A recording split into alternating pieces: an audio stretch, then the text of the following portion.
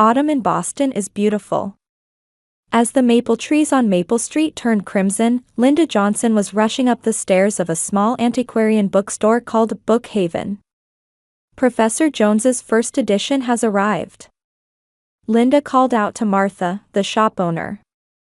Martha smiled over her glasses and said, "Thanks to you, another valuable piece will be added to his collection." Later that evening, Linda received a call from her father, Walter. "Linda, can you come over this Sunday?" His voice carried its usual warmth. "Of course, Dad. Is there anything I can help with?" "No, I just want to see you. Your mother and sister have been so busy lately, we hardly have time to talk." On Sunday, Linda headed to the Johnson family home in the suburbs. As she arrived at the entrance, her sister Vanessa was stepping out of a luxury car. Wearing designer sunglasses and dressed in the latest fashion, Vanessa gave her sister a casual wave. "It's been a while. Isn't that outfit from last season?" Linda looked down at her modest clothes and smiled. "You look well." The door was opened by her mother, Helen. "Oh, Linda. What a surprise." A cold gaze swept over Linda. "Vanessa, tell me about your dinner party. That celebrity couple came, didn't they?" Linda quietly entered the house. Her mother and sister's conversation had completely left her behind. Spotting her father in the kitchen, Linda headed directly there. Walter turned around from his cooking and immediately smiled when he saw his daughter. "Linda. You came." He wiped his hands and hugged his daughter. "Tell me what you've been up to lately." The two talked quietly in the kitchen. Linda enthusiastically spoke about happenings at the bookstore and books she had read, while her father listened intently. Occasionally, loud laughter from her mother and sister drifted in from the living room. "I bought that new Gucci bag last week. James gave it to me as a surprise," Vanessa's voice echoed. During dinner, the conversation centered around Vanessa's luxurious lifestyle and her husband James's success stories. Helen was proud of her daughter's achievements. Occasionally, she would direct questions at Linda, but these were merely superficial courtesies. "Linda, isn't it time you thought about your future? Do you plan to spend your whole life in that bookstore?" Before Linda could answer, Walter quietly intervened. "I'm proud of Linda for pursuing her passion. Money isn't the only measure of success." Helen gave her husband a cold look but said nothing. After dinner, Walter invited Linda to his study. The room's walls were filled with books and bathed in warm light. "Take this," Walter handed his daughter an old leather notebook. "I've been jotting down my thoughts and ideas in it. You'll surely find value in it." Linda accepted it gratefully. "Dad, how are you feeling? You look a bit tired." Walter smiled. "Can't beat old age. But don't worry. I've lived a fulfilling life." As she was leaving, Linda tried to say to her mother and sister, but they were too absorbed in planning a shopping trip to notice her presence. Only Walter saw her to the door. "Linda, you're truly a special daughter. Never lose sight of who you are." Feeling an unusual weight in her father's words, Linda headed home. The sound of a ringing phone pulled Linda from the darkness of midnight. Reaching out from her sleep, she answered the phone. Her mother Helen's voice was cold and emotionless. "Linda, your father has passed away. They say it was a heart attack. Come to the hospital right away." A sense of the world collapsing. Linda felt frozen, unable to move. Walter Johnson had left this world without a chance for her to say. Upon arriving at the hospital, Vanessa was already in tears. Her mother was having a businesslike conversation with the doctor. Linda was quietly led to her father, where she touched his cold hand. The hand that had always been warm would never comfort her again. "Dad." The words caught in her throat. The face of her father, who had smiled and seen her off just days ago, now looked as if he was in peaceful sleep. The next morning, discussions about funeral arrangements began. When Linda made suggestions, her mother coldly interrupted. "We don't need your ideas. Vanessa and I will decide.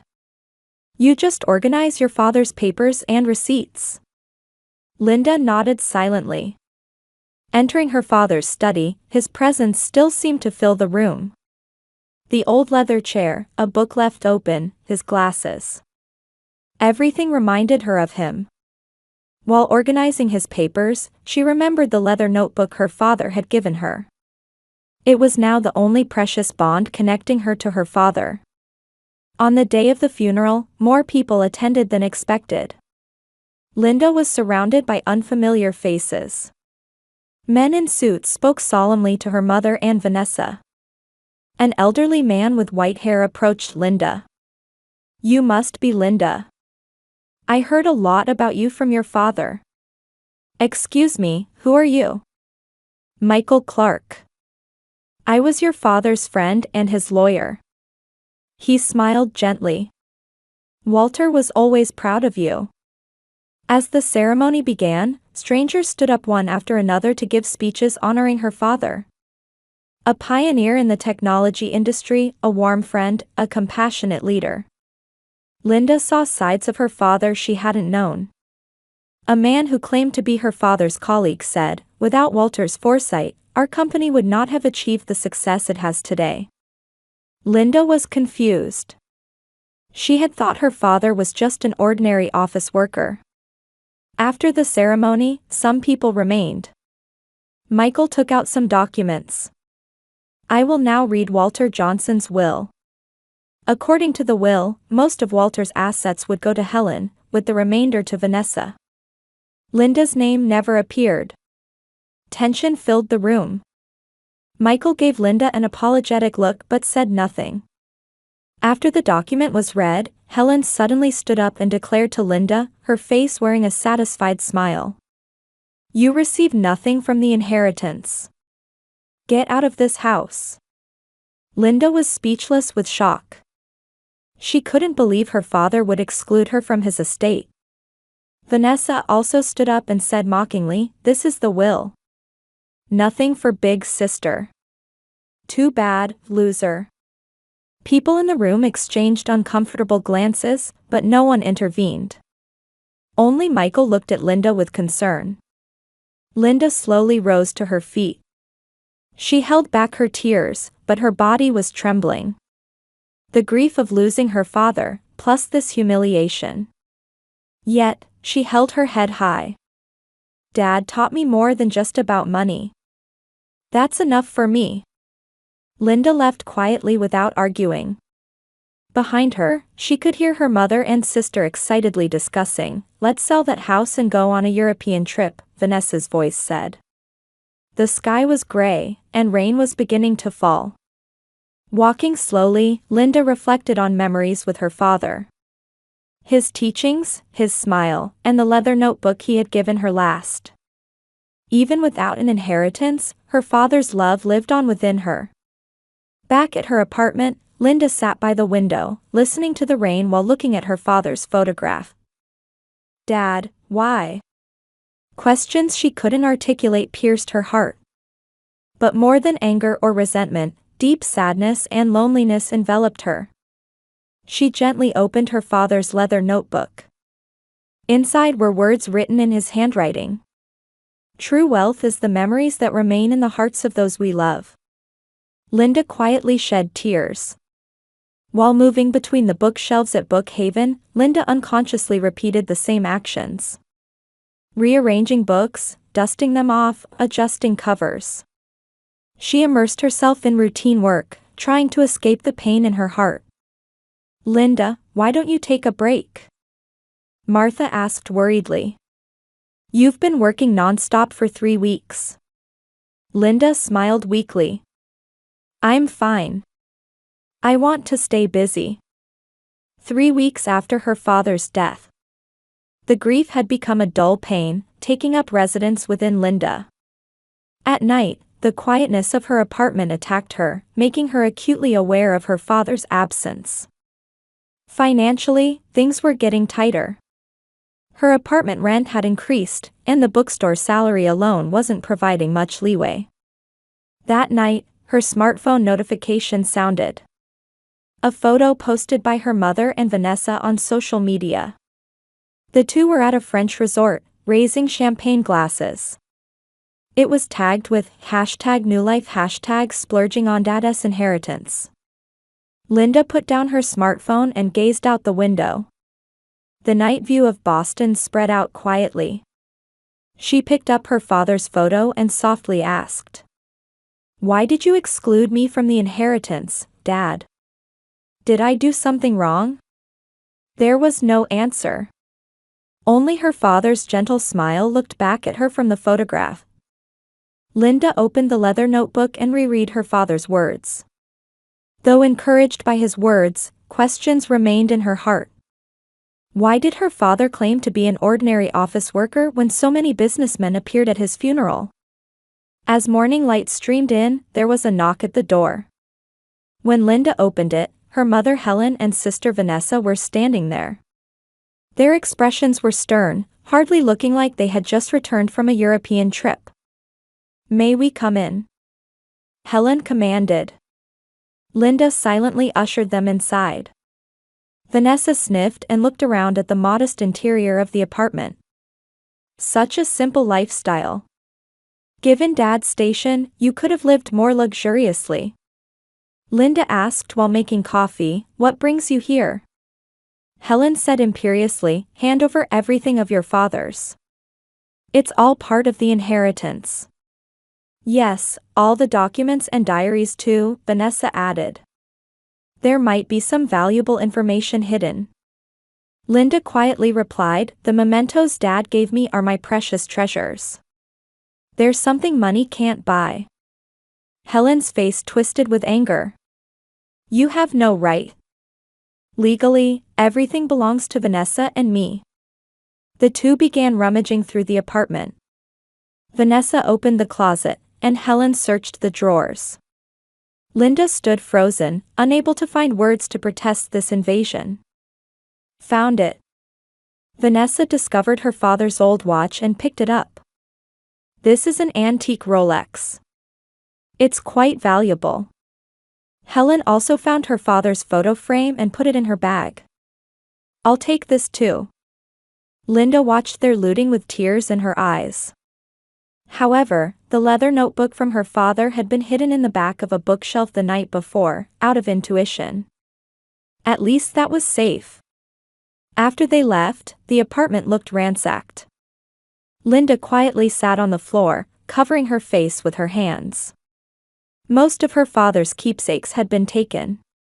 All that remained were the memories in her heart and the hidden leather notebook. A few days later, Linda was flipping through her father's notebook during her break. Many pages contained philosophical words and life lessons. That day, however, she discovered a page she had previously overlooked. It was filled with numbers and abbreviations. Below was a small mark like a fingerprint. Though incomprehensible to Linda, she felt that something important was hidden. On Friday evening, a month after the funeral, when Linda returned to her apartment, a stranger was standing at the entrance. Looking closer, it was Michael Clark, the lawyer she had met once at the funeral. "Ms. Johnson, do you have a moment?" Surprised, Linda invited him into her apartment. Michael carried a briefcase and had a serious expression. "I apologize for the delayed contact. It took time to prepare." "Prepare what?" Linda was confused. Michael said quietly, "Actually, your father left something only for you." Linda stared at him in disbelief. "But my name wasn't in the will." That was the official will. However, Walter had made other arrangements, Michael said sincerely. "I have kept your father's secret for a long time. Now is the time to tell you the truth." He opened his briefcase and took out an envelope. "Please read this." With trembling hands, Linda opened the envelope. Inside was a letter written in her father's handwriting. Dear Linda, if you are reading this letter, I am no longer in this world. First, I must apologize. I left without revealing many truths. Though I lived outwardly as an ordinary salaried man, 20 years ago, I co-founded Innovation X with a friend. We developed innovative technologies and achieved success. But I didn't want my family to love me for money. Especially considering your mother and sister's materialistic tendencies, I feared revealing the truth would distort family bonds. But you were different. You always approached people with a pure heart, valuing spiritual richness over material values. So to you alone, I entrust my true legacy. Michael will explain the details. Much of my stock is yours. Use it for good purposes. One last thing.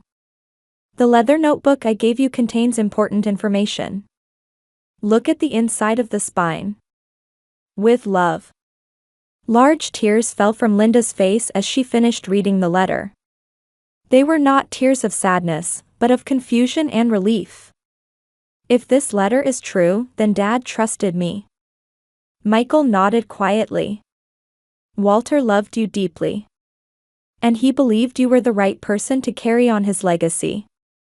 Linda immediately took out the leather notebook and examined the inside of the spine. There was a small piece of paper attached. A sequence of letters and numbers like a code. This is the beginning of your new life, Michael smiled. I'll talk to you officially tomorrow. The Board of Innovation X wants to meet you.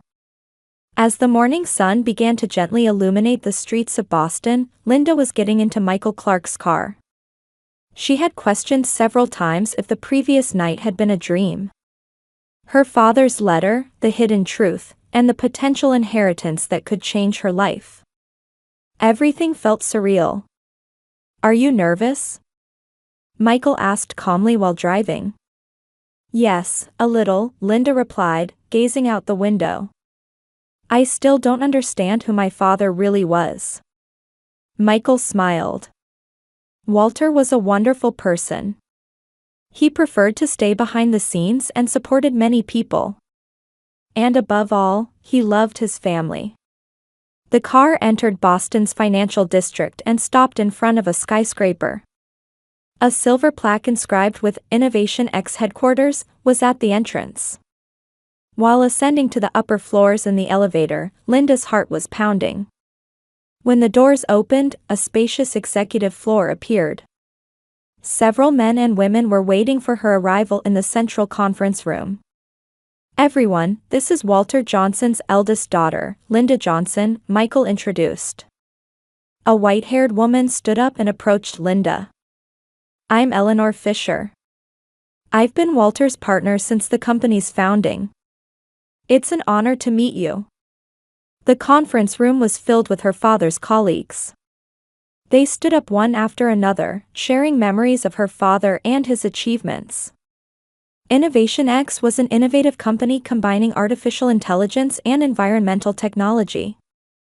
It had brought about transformations in various fields such as healthcare, agriculture, and energy and continued to grow.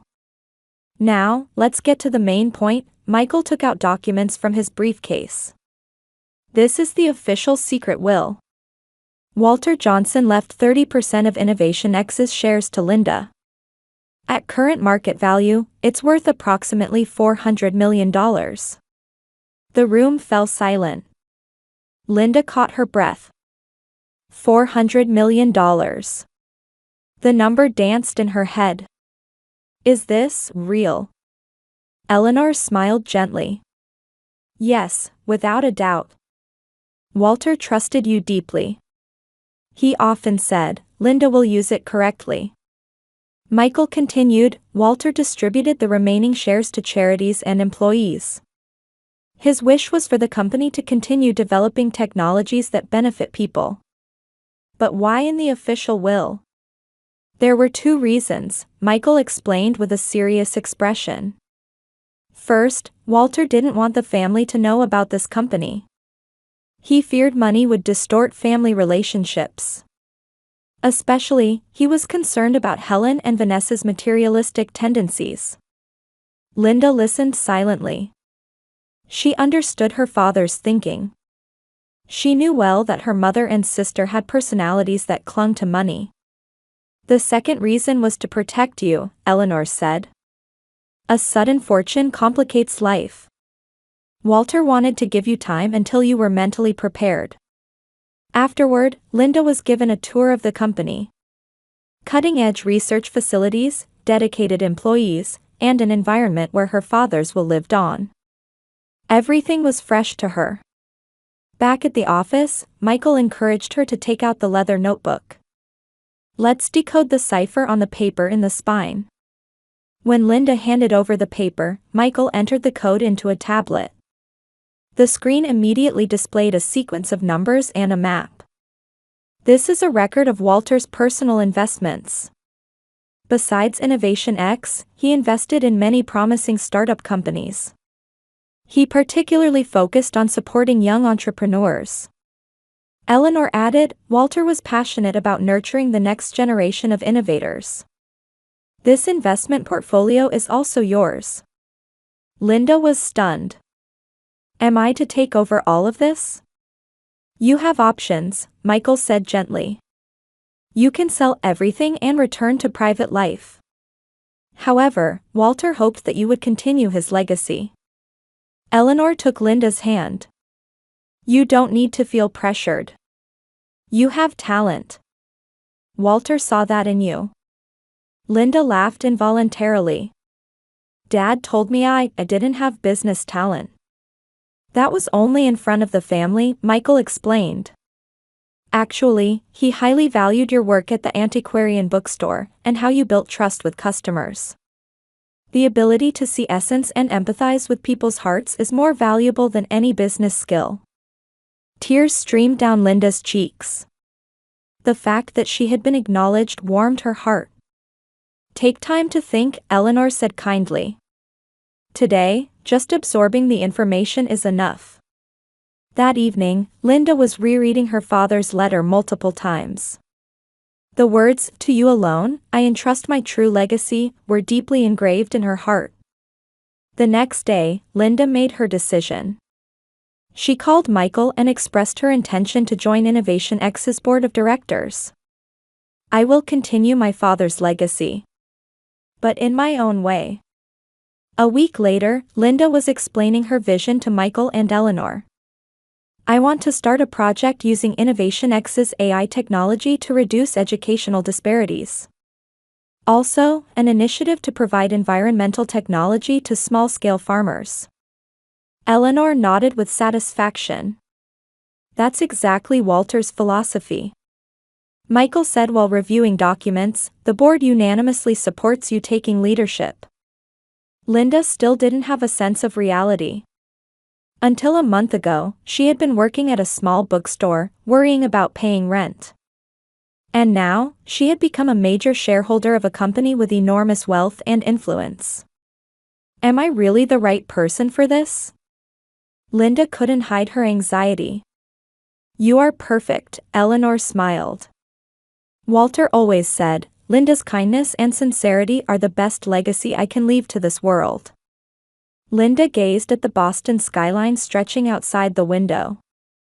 A future full of possibilities spread before her. She placed her father's photo on the desk and smiled gently at it. Dad, I will certainly carry on your legacy. But I wish you had told me a little sooner. Warm laughter echoed in the room.